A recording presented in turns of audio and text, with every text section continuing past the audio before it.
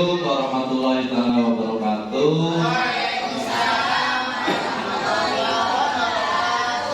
Alhamdulillahilladzi arsala rasulahu bil huda wa dinil haq liyudhhirahu 'alal dini walau kariha al-musyrikun. Allahumma shalli ala sayyidina Muhammad wa ala sayyidina Muhammad. Rabbi shrah li sadri wa yassir li amri wahlul 'uqdatam min lisani yafqahu qawli. Yang kami hormati Bapak Kepala Sekolah Sidoarjo, yang kami hormati pula rekan-rekan guru SDN Satu yang tidak bisa saya sebutkan satu persatu. Pada kesempatan hari ini kita berkumpul dalam persiapan komunitas belajar yang ada di kita yang akan kita bahas pada kesempatan kali ini tentang penerapan budaya positif atau positif dengan nanti kita menentukan keyakinan yang menurut kelas yang ada di kelasnya masing-masing. Kemudian nanti terakhir kita sepakati penilaian kinerja dari bulan Januari sampai ke Desember itu untuk tahap kedua di tahun 2024. Apa kabar hari ini teman-teman? Alhamdulillah, luar biasa. Allahu Akbar. Yes. Luar biasa. Tepuk semangat.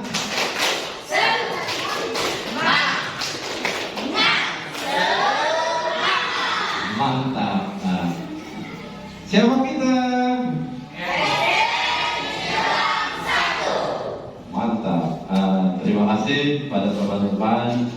Berikut saya akan memaparkan destinasi atau tentang memaparkan budaya positif yang ada di sekolah kita. Jadi tujuan pada akhir modul paket 1 yang ada pada guru penggerak ya teman-teman, yaitu nanti memahami pertama refleksi filosofis pendidikan Ki Hajar Dewantara, di mana semboyan-semboyan dari Ki Hajar Dewantara itu masih pada ingat ya, ada 3: Ingarso, Soto, Hikmatnya, Mangkaso, dan Sujatuh. Berarti masih pada hafal. Jadi kemudian untuk menjiwai nilai peran sebagai guru penggerak, kemudian menyusun visi dengan inquiry apresiatif, membangun budaya positif dari penerapan segitiga restitusi. Namanya segitiga berarti ada 3 nanti langkah yang akan diambil.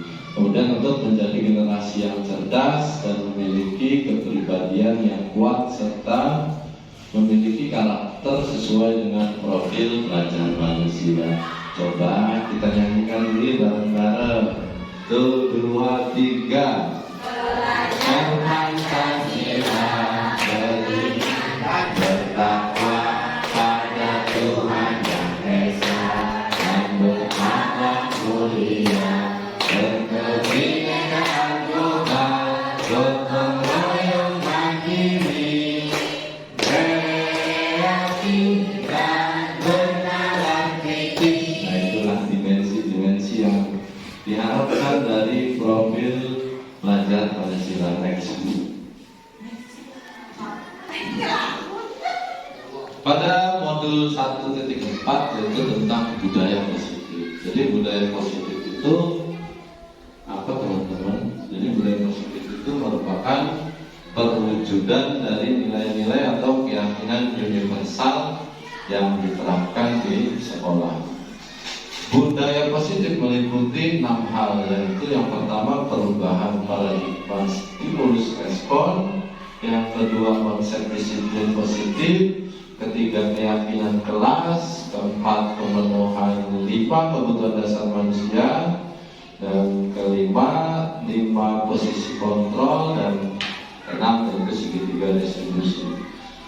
sebelum jauh nanti saya kupas dulu satu masalah keyakinan kelas. Teman-teman semua sudah membuat kesepakatan atau keyakinan kelas? Alhamdulillah kalau sudah. Jadi kemudian untuk pemenuhan 5 kebutuhan dasar manusia itu yang sekarang adalah Pak Maslow ya. Jadi bisa dicek dalam ini kebutuhan dasar manusia itu apa tadi? Butuh rasa aman, butuh rasa nyaman, butuh rasa kasih, butuh rasa sayang dan diterima di lingkungannya. Dan untuk restitusi di sini yaitu sebagai kita kalau mempunyai masalah, contohnya siswa, jadi kita tidak boleh namanya menjustifikasi siswa itu bahwasanya aku salah, dasar Bandung, tidak boleh kalau dalam pendidikan.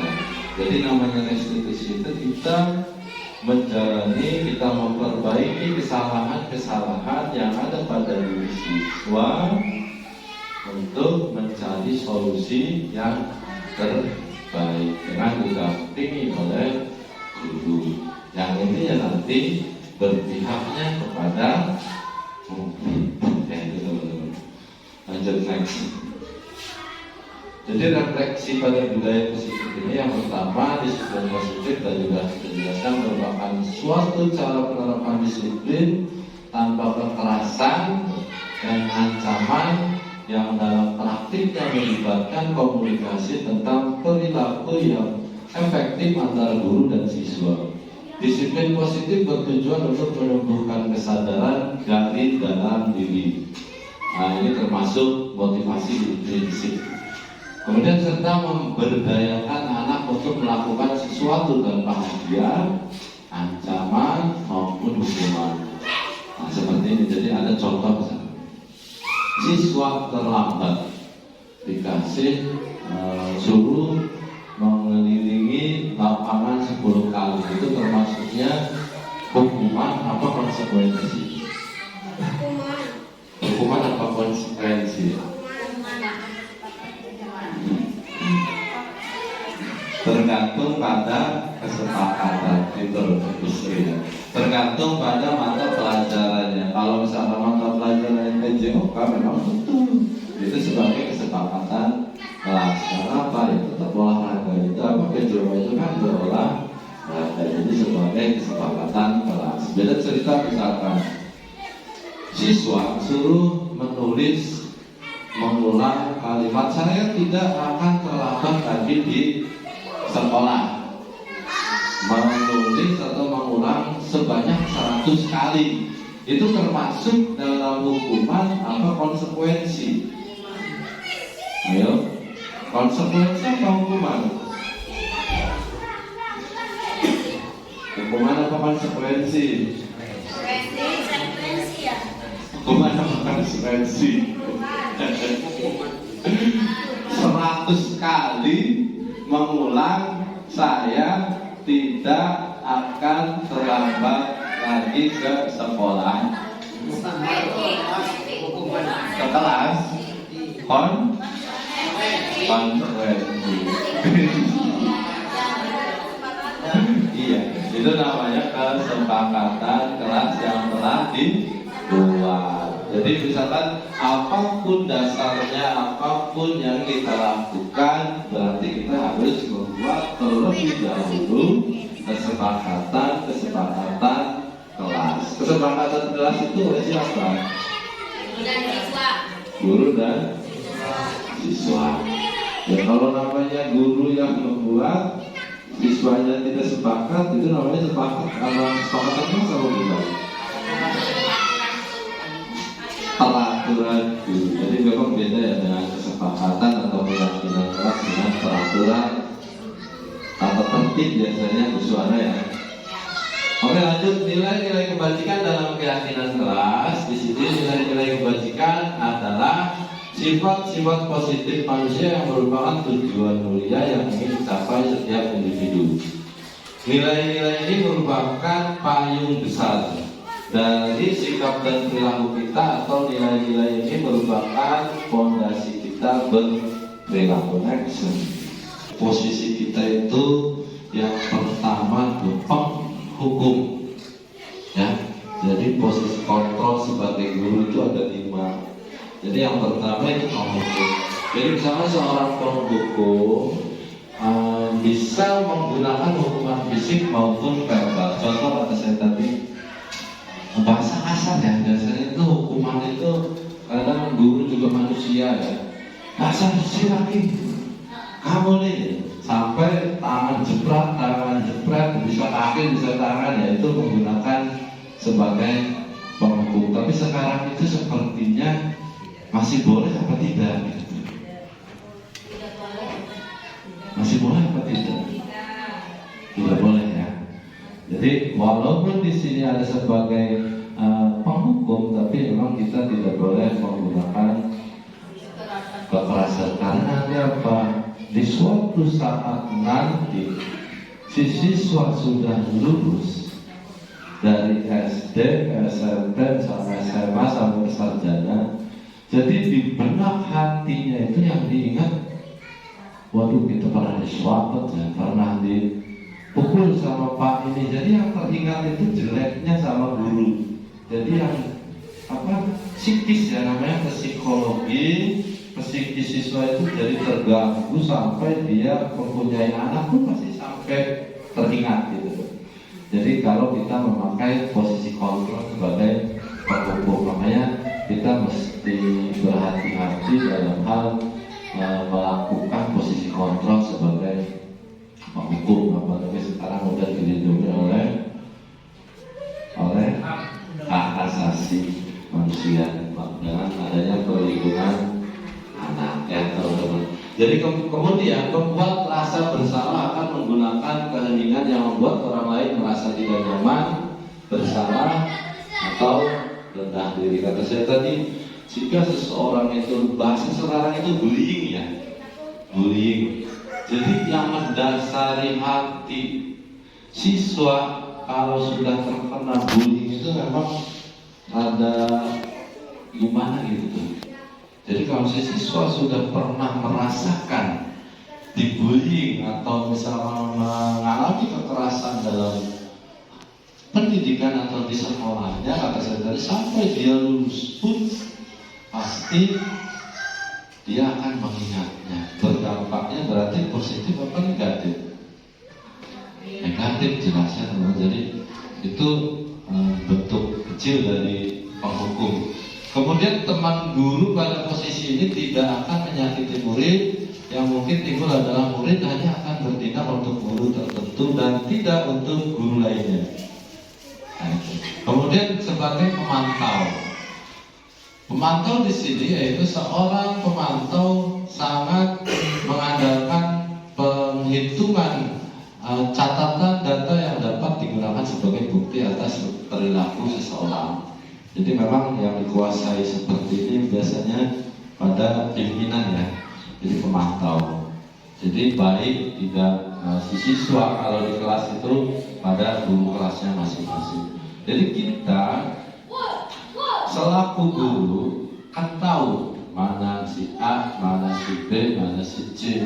Contoh kecilnya kalau di kelas rendah, si A misalkan udah bisa baca apa belum, si B udah bisa baca apa belum, si C udah lancar belum. Jadi kita itu memantau. Jadi itulah adanya pembelajaran berdiferensiasi. Jangan sampai si A, si B, si C ngebuk kata, ketong puluh, 70.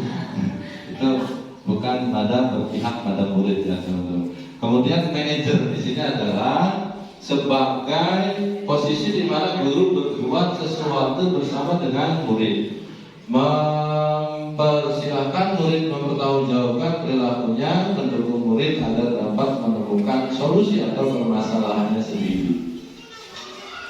Coba ada yang mau cerita kenangan pahit atau kenangan misalkan indah saat masih sekolah, baik SD, SMP, SMA. Ada yang mau wakili? Siapa? Ada nggak? Lanjut. Oh, Pak Jati.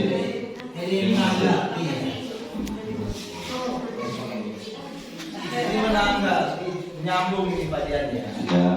Tadi dikatakan bahwa ada kekerasan sehingga sampai kuliah sampai punya anak tertinggal sampai jadi guru. Nah, itu tidak boleh. Kadang-kadang di sisi lain kekerasan itu memberi motivasi sehingga ada kata-kata keluar dari mulut yang udah sukses itu. Kemungkinan saya ini kalau dulunya guru ini gak keras, nggak jadi seperti ini. Itu bagiannya seperti apa? Hal seperti itu. Makanya kan sekarang tidak ada yang Tuh, kadang-kadang seperti itu ya.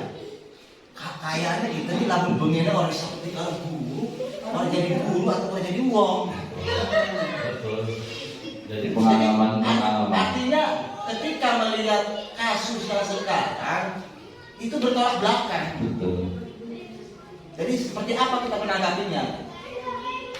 Nah, Di sisi lain bahwa kekerasan itu akan menghina siswa itu sampai tua. Di sisi lain ada itu negatifnya. Betul. Di sisi positifnya banyak manfaatnya. Oh, wah, pada waktu itu kita sekolah disabet ataupun dipukul atau dijewer. Oh, sebagai semangat kita. Kemungkinan kalau nggak seperti itu lalai dan mungkin nggak jadi seperti orang seperti sekarang. Jadi seperti itu tuh. Jadi saya itu ada Bis ya. nah bis di situ tuh boleh diskusi. Bapak nanti saling tanya jawab, nanti saling audiens. Tadi itu tuh. Audiens Jadi diskusi. menanggapinya seperti apa ketika terjadi seperti itu. Ini makanya yang dibawa di cerita. Iya cerita. Cerita pengalaman waktu dulu waktu kita ditanggapi. Belum waktunya diskusi kan. Ya, iya. Ya, berarti itu. Pengalaman. Iya, jadi pengalaman cerita. Jadi cerita pernah Ada supaya pengalaman. didengar. Baik, assalamualaikum warahmatullahi wabarakatuh. Waalaikumsalam. Menanggapi tentang pengalaman Pahit atau manis ya sebagai dulu waktu menjadi siswa sampai sekarang. Pengalaman saya itu pertama pahit ya. Pahit.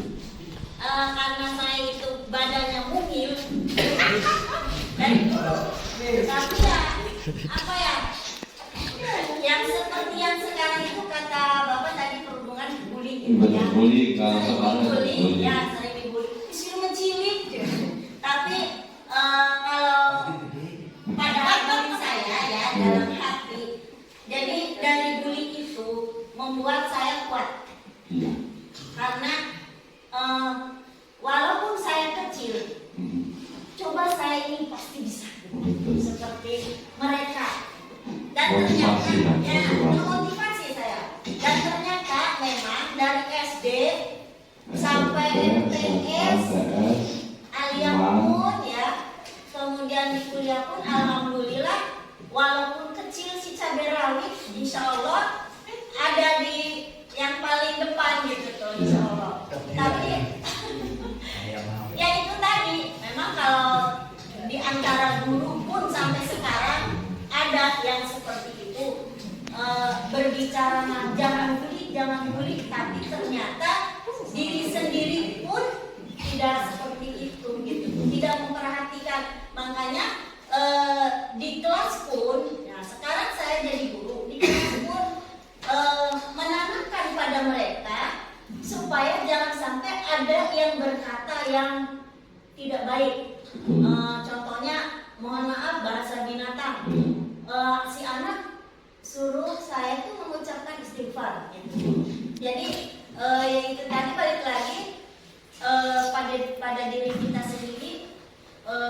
Dari pembulian itu membuat saya kuat. Itu bagi kita memang sebagai motivasi, karena kalau tidak menemukan hal-hal kecil itu tidak akan menjadi besar. Terima kasih kepada guru kami. Tepuk tangannya. Oke, next dulu ya. Next. Nah, selanjutnya di sini ada refleksi modul budaya positif. Next dulu nanti ada. Nah, namanya segitiga restitusi kata saya tadi namanya segitiga. Segitiga restitusi adalah suatu proses dialog yang dijalankan oleh guru atau orang tua agar dapat menghasilkan murid yang mandiri dan bertanggung jawab. Yang pertama, karena adanya 3 tahapan restitusi ini, yaitu menstabilkan identitas dengan bertujuan untuk mengubah identitas anak dari orang yang gagal karena melakukan kesadaran mengikuti orang lain yang sukses. Kemudian validasi tindakan. Setiap tindakan yang dilakukan oleh guru yaitu memenuhi kebutuhan dasar, kita harus menghargai dasar apa yang mendasar sebuah tindakan. Yang terakhir menanyakan keyakinan. Jadi ini saya kasih contoh di segitiga restitusi. Namanya restitusi kata saya tadi mencari solusi terbaik untuk menjadikan siswa itu lebih baik lagi. Saya kasih contoh. Jadi misalkan ada siswanya yang mencontek di kelas, berarti dia itu satu tidak percaya diri, kedua berarti dia tidak paham, ya, ketiga berarti dia memang doyan nyontek kan gitu dari pikiran dia gitu. Nah, tugas guru berarti harus mempelajari sifat karakter yang ada pada murid itu sendiri. Jadi jangan sampai ada siswa yang suka mencontek kita biarkan. Jadi dengan cara kita panggil ke kantor, contoh misalkan siapa ya, saya kasih namanya Rizky misalnya, atau Rizky, sini nak, kenapa kamu mencontek? Kenapa kamu sering mencontek? Pasti dia kan punya alasan. Itulah interaksi antara guru dan siswa. Misalkan si Rizky ngomong, Pak saya nggak ngerti. Nah berarti kita sebagai guru harus bisa merefleksi apa yang salah saat saya menerangkan, apa yang kurang saat dalam pembelajaran. Pak saya nggak ngerti. Baru tuh, oke. Terus keinginan kamu seperti apa? Pak saya bisa. Berarti dengan cara apa? Kamu harus belajar memperhatikan saat guru menerangkan, dan guru juga harus merefleksi keadaan-keadaan yang memungkinkan si siswanya itu mengapa sampai tidak mengerti. Itu namanya segitiga restitusi, sehingga dijadikan mendapatkan kesepakatan antara si murid dan si murid guru tersebut. Next. Nah, kegiatan penerapan budaya positif atau keyakinan kesepakatan kelas dalam praktik segitiga restitusi. Next. Nah, terima kasih guru bergerak Indonesia Maju, tergerak, bergerak dan menggerakkan. Satu lagi itu tentang keyakinan kelasnya.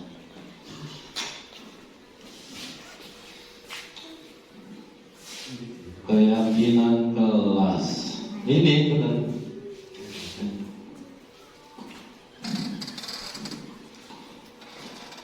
Sekarang kita lihat contoh keyakinan kelas yang ada ya. Ini contoh gambaran buat teman-teman nanti laksanakan di kelasnya masing-masing. Bersikap positif berarti tampak seperti, tidak tampak seperti. Nah, contoh paling gampang ya, bahasa kita kan 5S gampang itu ya. Apa besarnya 5S itu?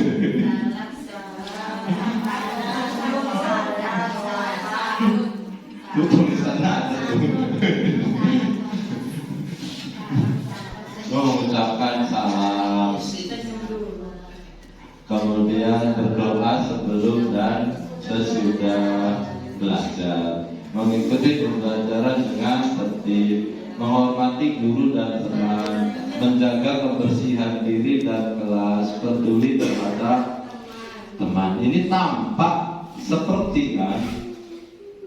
Kalau misalnya tidak tampak seperti, tidak mengucapkan salam, kemudian tidak mau berdoa sebelum dan sesudah belajar, tidak mengikuti pembelajaran dengan tertib, tidak menghormati guru dan teman, membuang sampah tidak pada tempatnya, tidak peduli atau acuh terhadap teman. Ini kebalikannya antara tampak dan tidak tampak. Next.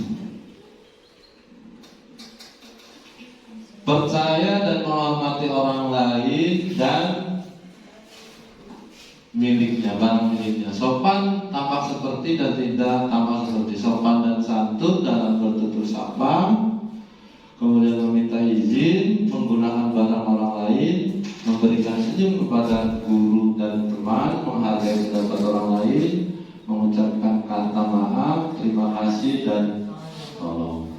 Kemudian berkata-kata kasar, ini tidak tampak seperti langsung memakai dan mengambil milik orang lain, selalu cemberut jika bertemu guru dan teman, dengan mengucapkan kata maaf, tolong dan terima kasih. Ada ya siswa-siswa seperti ini ya?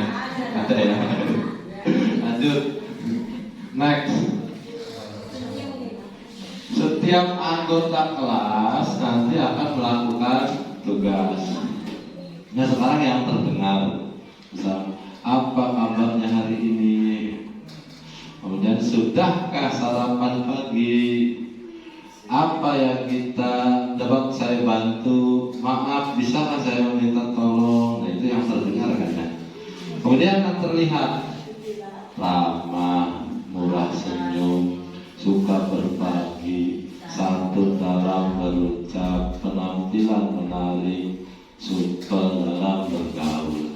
Itu yang terlihat. Kalau yang berperilaku amanah, jujur, tanggung jawab, disiplin, berwibawa, menghormati dan menghargai teman, berpikir ke depan, dewasa. Lanjut.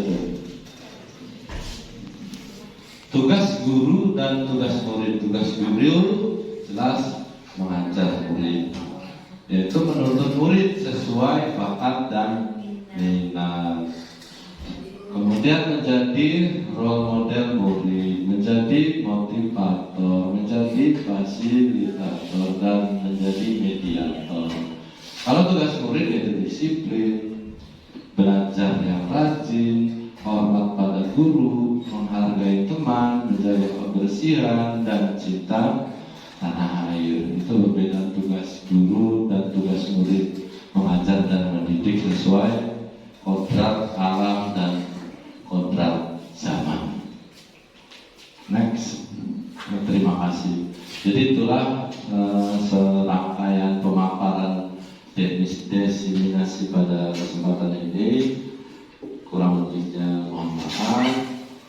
Saya akhiri. Wabillahi taufiq wal hidayah. Wassalamualaikum warahmatullahi wabarakatuh.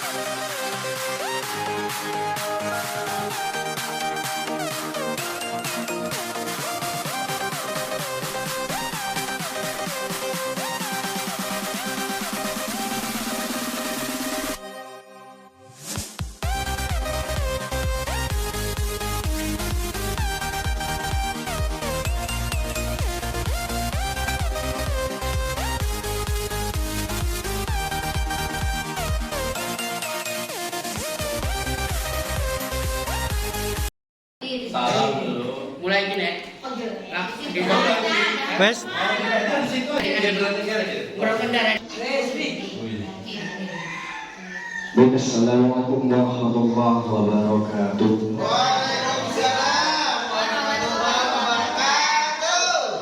Perkenalkan, nama saya Fathur Rahman. Saya selaku guru agama di SDN Ciglam 1 ini, juga selaku rekan dari Pak Sumardiana.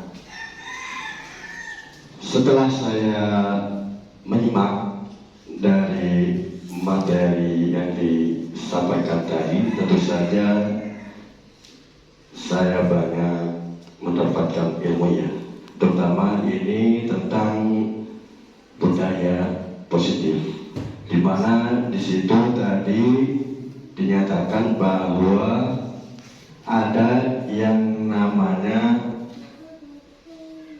yang pada intinya adalah tujuannya itu untuk menimbulkan motivasi intrinsik siswa. Ya. Nah, tentu saja untuk penerapannya itu tidak jauh atau dimulai dari keteladanan guru sendiri. Karena bagaimanapun seorang siswa akan termotivasi, timbul motivasinya itu nilai dia cinta terhadap gurunya.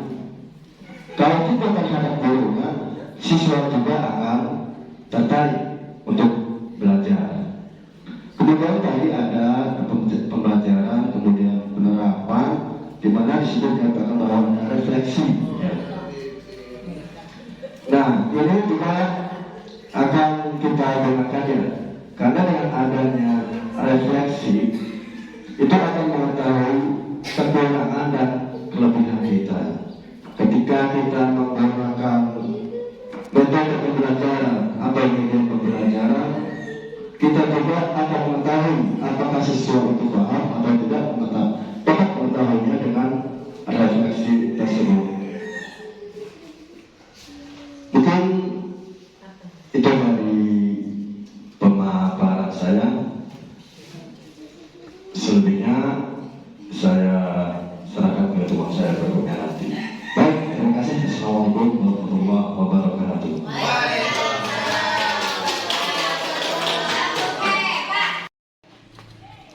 Assalamualaikum warahmatullahi wabarakatuh. Perkenalkan, nama saya Sri Purwati selaku rekan sejawat dari Bapak Sumardiana dari SDN Ciglam 1, Kecamatan Ciruas, Kabupaten Serang. Peristiwa yang saya alami setiap hari adalah mendapatkan siswa-siswi yang bermasalah dengan keanekaragamannya. Perasaan saya saat itu kebingungan bagaimana cara menghadapi permasalahan tersebut. Dengan adanya pembelajaran dari Bapak Sumardiana, saya mendapatkan berbagai pembelajaran yang positif, yaitu contohnya dengan menghadapi masalah-masalah tersebut dengan contoh dengan kesepakatan kelas. Dengan kesepakatan kelas, siswa-siswi lebih disiplin karena di dalamnya terdapat kesepakatan antara guru dan siswa. Yang di dalamnya pula terdapat konsekuensi jika siswa melanggar kesepakatan tersebut. Dalam pembelajaran yang saya dapatkan, saya pun menerapkannya dalam kehidupan saya sehari-hari sebagai pendidik. Dari hal tersebut, alhamdulillah saya melaksanakannya dengan baik, dan alhamdulillah semoga berjalan dengan lancar ke depannya, dan saya dapat melaksanakan hal tersebut secara berkelanjutan. Terima kasih Bapak Sumardiana atas ilmunya. Saya akhiri, wassalamualaikum warahmatullahi wabarakatuh.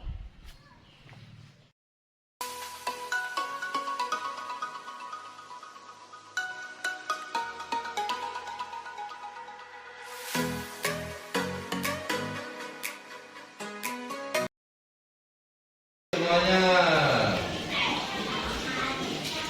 Tangan ke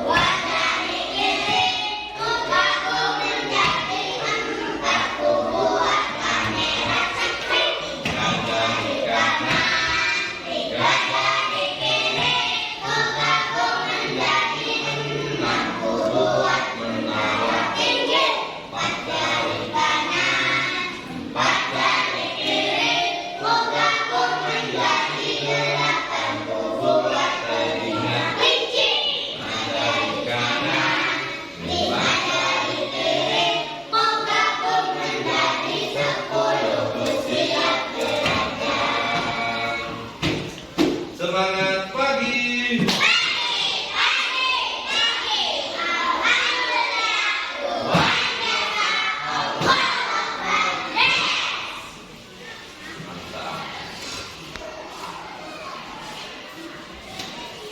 Siapa yang sekarang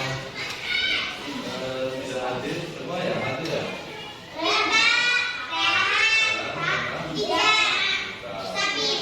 Oke, semuanya sudah sarapan? Oke. Baik, sudah siap? You ready?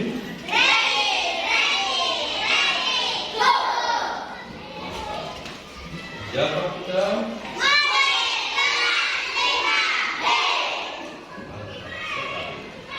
Tepuk semangat.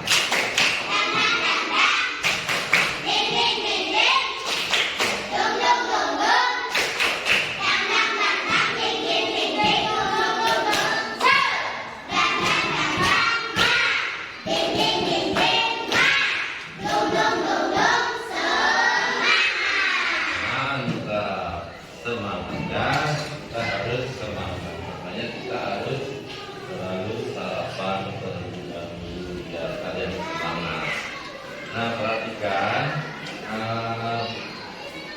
sebelum mulai. Assalamualaikum warahmatullahi wabarakatuh. Assalamualaikum warahmatullahi wabarakatuh. Pada kesempatan hari ini kita akan membuat tentang keyakinan kelas atau kesepakatan apa sih kesepakatan kelas itu? Kesepakatan kelas apa? Nah, kita lihat ya, tuh. Makna dari kesepakatan kelas yaitu sebuah pendekatan yang lebih baik dengan mengedepankan peran aktif serta berisi beberapa aturan untuk membantu guru dan peserta didik pemerintahan untuk kegiatan belajar mengajar.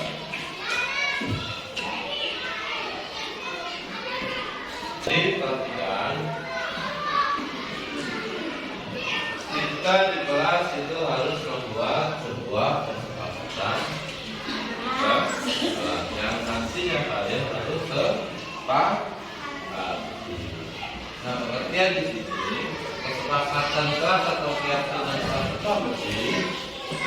Yaitu nilai-nilai kebajikan atau prinsip-prinsip universal yang disepakati bersama antara guru besar, terlepas dari latar belakang suku, negara, bahasa, maupun agama.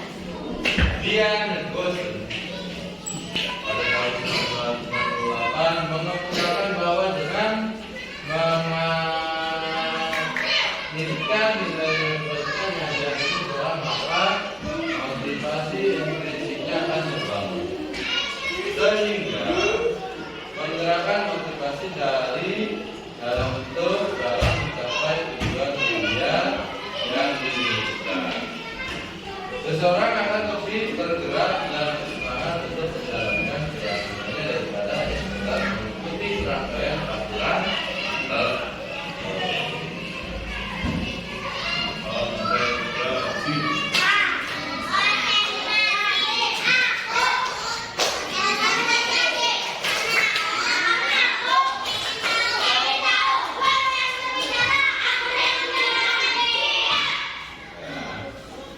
Teman-teman tahu.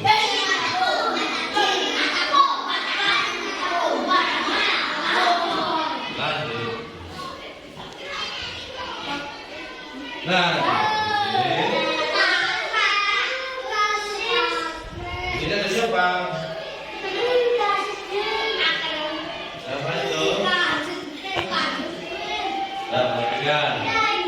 Dasar atau keyakinan alasan keyakinan kelas yang pertama adalah perhatikan. Dasar atau alasan untuk keyakinan kelas adalah aturan yang akan ditaati oleh peserta didik sekalian. Berasal dari kesepakatan semua peserta didik, sehingga tidak ada alasan untuk melanggar aturan, alasan untuk melanggar aturan atau kesepakatan bersama.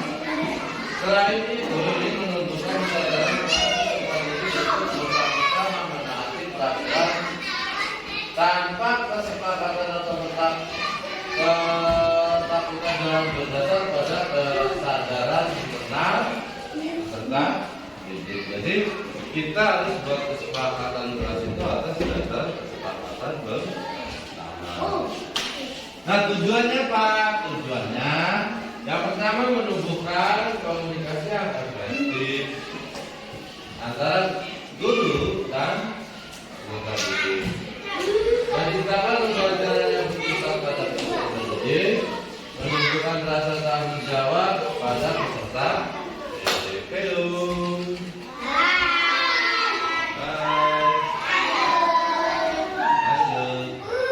Nah, pembentukan keyakinan kelas di sini, keyakinan kelas bersifat lebih abstrak daripada peraturan yang lebih rinci dan konkret. Keyakinan kelas berupa pernyataan-pernyataan universal. Pernyataan keyakinan kelas senantiasa dibuat dalam bentuk positif. Keyakinan kelas sebenarnya tidak terlalu banyak sehingga mudah diingat dan dipahami oleh semua warga sekolah. Lanjut dulu ya. Anak-anak lainnya nih. Nah, nanti guru mengajak peserta didik melakukan pimpinannya untuk mewujudkan kelas impiannya. Kemudian meminta peserta didik menuliskan apa yang mereka pikirkan dan memikirkan tentang kelasnya setelah belajar. Kemudian juga menuliskan tentang kelas impian mereka. Dan yang keempat, hal-hal yang ditulis tentang kelas impian mereka satu persatu dengan bantuan peserta didik ya. Nah, keyakinan kelas nih yang telah kita sepakati kemarin yaitu pertama harus apa? Ada yang masuk kelas belum tepat waktu? Masuk ke kelas harus tepat waktu, istirahat juga harus tepat. Kalau misalkan kita udah istirahat, fokuskan untuk istirahat. Ketika kalau sudah masuk, waktunya masuk, langsung masuk duduk ke kelas. Sepakat ya? Hah? Harus Rizky? Lanjut. Tuh, yang kedua, menjaga kebersihan. Adakah sampah di dalam? Bersih. Dan ketiga, lanjut, saling menghargai sesama teman. Kalian jangan berantem. Kalian nggak boleh saling ejek-ejekan. Nggak boleh ya? Oke. Loh, tidak membuat keributan dan belajar siapa?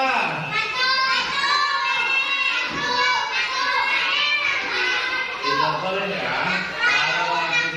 Tidak boleh membuat keributan saat gimana itu ya?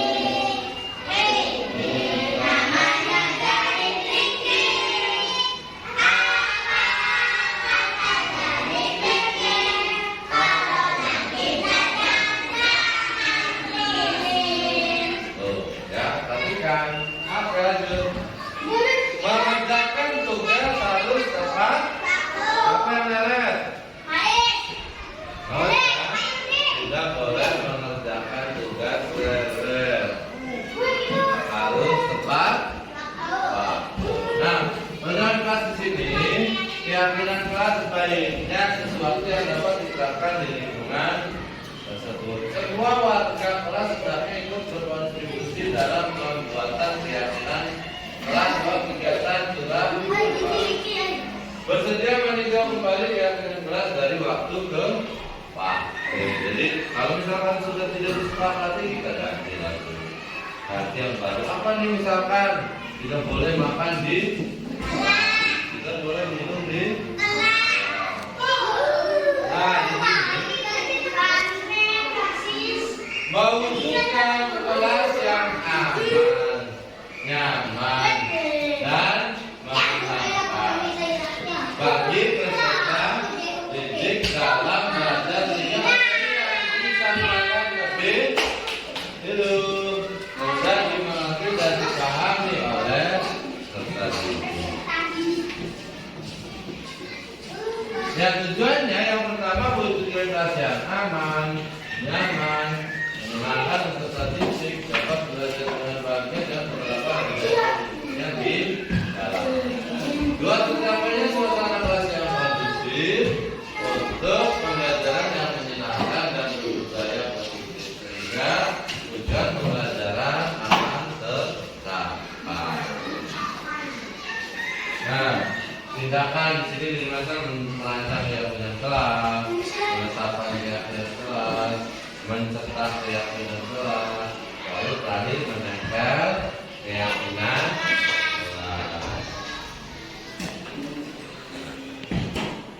Nah, dukungan yang dibutuhkan, dukungannya yang pertama dari peserta didik untuk berbudaya positif dalam pembelajaran maupun di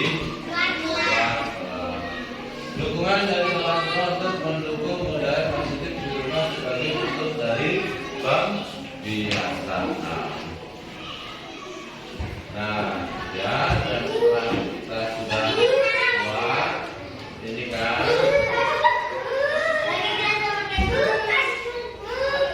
terciptanya suasana pembelajaran yang nyaman. Selanjutnya profil pada masa dia nyanyi.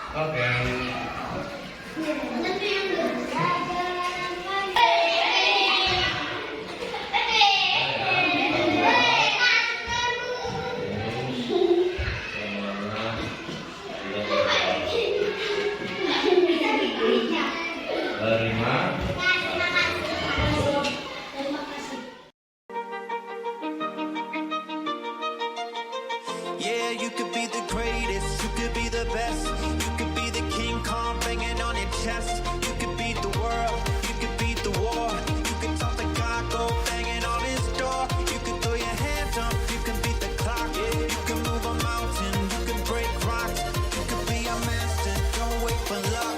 Dedicate yourself and you gon' find yourself standing in the Hall of Fame. Yeah. And the world's gonna know your name. Yeah. 'Cause you burn with the brightest flame. Yeah. And the world's gonna know your name. Yeah. And you'll be on the walls of the Hall of Fame. You go the distance, you can run the mile. You can walk straight through hell with a smile. You could be the hero, you could get the gold. Breaking all the records that they'll never could be broke. Yeah, do it for your people, do it for your pride. Never gonna know if you never even try. Do it for your country, do it for your name. 'Cause there's gonna be a day when you're standing in the Hall of Fame. Yeah. And the world's gonna know your name. Yeah. Kesepakatan kelas ini nanti kalian tanda tangan mulai dari sini.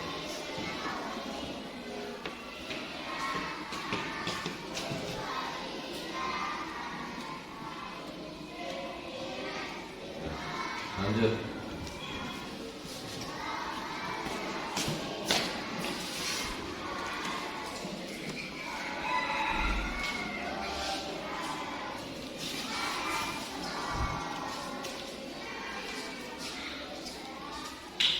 Lanjut.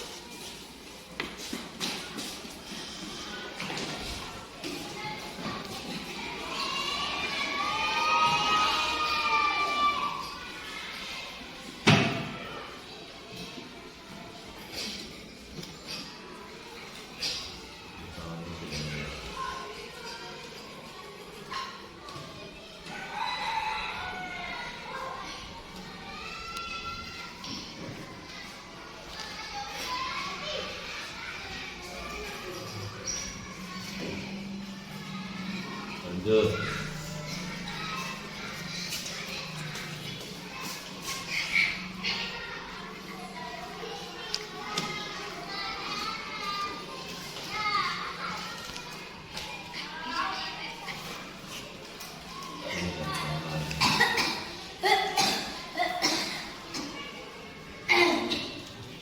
Bintang.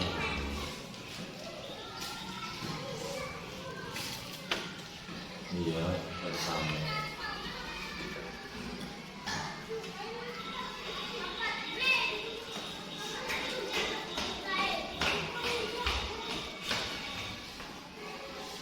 Lanjut.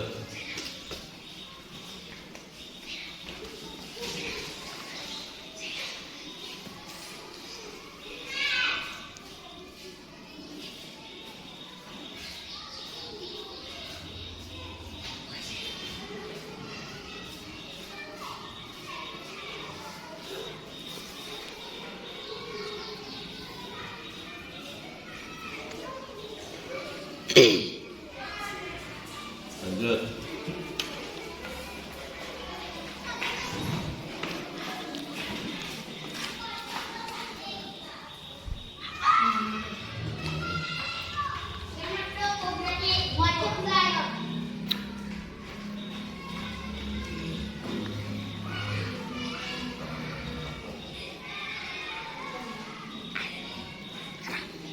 Lanjut.